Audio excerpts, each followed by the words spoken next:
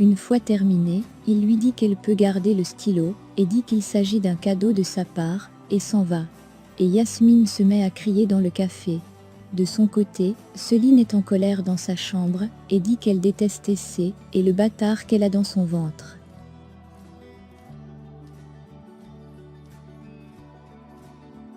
Sucrier entre dans sa chambre, et lui dit qu'elle ne devrait pas s'en faire, et dit que le rachat n'est qu'un prétexte, et dit que quelque chose ne va pas bien avec cet enfant, et dit qu'elle est restée dans sa chambre plus de 2 jours. Céline lui dit que c'est la dernière fois qu'elle entre dans sa chambre sans toquer, et lui dit qu'elles ont un but à atteindre, et dit que c'est la raison pour laquelle elle est à la résidence.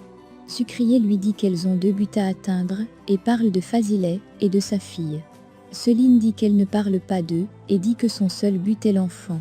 Entendant cela, Sucrier est sous le choc. De son côté, Essay est en train de faire des courses, lorsque qu'elle se rend compte que sa mère est distraite. Elle lui demande si elle pense toujours à sa sœur, et Fazilet lui dit qu'elle ne sait pas ce qu'Hassan est en train de faire pour ne pas répondre à ses messages. Essay lui dit qu'elle veut juste avoir un peu de vacances, et veut rester un peu seule. Alors, Fazilet décide de laisser Essay sur place, et s'en va à l'entreprise de sa fille. De son côté, Céline demande à Sucrier si elle se soucie du devenir de son petit-fils. Sucrier lui dit que cela n'est pas le cas, et dit qu'elle ne peut jamais aimer l'enfant qui sort du ventre de cette vipère. Elle dit à Céline qu'elle a déjà essayé de tuer cet enfant, et n'a pas pu, et dit qu'elle peut voir dans quelles conditions cela les a fourrés, et demande de laisser l'enfant tranquille à sa place. Céline dit que cet enfant ne naîtra pas comme son frère, ni comme son petit-fils, et dit qu'il ne sera rien pour eux, et Sucrier ouvre les yeux à nouveau. De son côté, Fazilet finit par arriver à l'entreprise, et les salue tous. Puis, elle demande à Sinan où se trouve sa fille, sous le regard de Nil et de Yaji. De son côté, Kerim est en route pour le lieu, où elle retient Hassan, et finit par arriver sur place. Elle entre à l'intérieur, et Hassan demande de qui il s'agit. Elle dit à Hassan que cette dernière sait très bien ce qu'elle veut, et finit par enlever l'étoffe de ses yeux. De son côté, Fazilet est en train d'insister auprès de Sinan pour savoir où se trouve sa fille.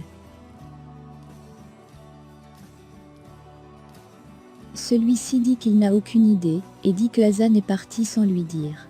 Fazilet demande à Nil si elle a dit quelque chose à sa fille, et Nil lui demande à son tour ce qu'elle aurait pu bien dire à Hassan. Yaji vient essayer de les calmer, et dit qu'ils sont tous inquiets pour Hassan. Fazilet lui dit qu'il n'a pas à s'inquiéter pour elle, et dit que seul Sinan a ce droit. Puis, Yaji reçoit un appel d'Erdal, et sort pour répondre. Erdal lui dit qu'il n'a aucune trace de la sortie d'Hassan, et dit qu'elle n'est nulle part, et dit qu'elle est sûrement chez une de ses amies. Yaji se rappelle de ce soir-là, et dit qu'elle n'avait pas de sac sur elle. Il demande d'utiliser le système de la compagnie, et de la localiser. Puis, il entre dans sa voiture, et s'en va. De son côté, Fazilet dit à Sinan qu'il va se sentir très mal, si malheur venait à arriver à sa fille, et s'en va. De son côté, Hassan voit qu'il s'agit de Kerim, et lui demande pourquoi elle fait cela. Kerim lui dit qu'elle lui a accueilli chez elle, et lui a donné à manger, mais elle s'est interposée entre elle, et les retrouvailles de son fils, et dit qu'elle va le payer. Hassan lui dit qu'elle a cru au début qu'elle était une femme gentille, et a su plus tard qu'elle n'est qu'une psychopathe, et dit qu'Azim avait bien fait de l'enlever son fils. Kerim lui dit qu'elle va s'occuper de son frère plus tard, et dit qu'ils sont tous deux des traîtres, et dit qu'elle ne va pas lui laisser planter le couteau dans le dos de son fils. De son côté, Yaji est en voiture, et essaie de joindre Farah. Celle-ci finit par décrocher le téléphone, et il lui demande ce qu'elle faisait pour mettre autant de temps. Elle dit qu'elle prenait sa douche, et il lui demande d'aller fouiller dans les affaires personnelles d'Hassan, et elle dit qu'Hassan va se fâcher. Yaji insiste, et celle-ci le fait. Elle se rend compte que toutes les affaires d'Hassan sont dans sa chambre, et lui dit qu'ils ont un problème.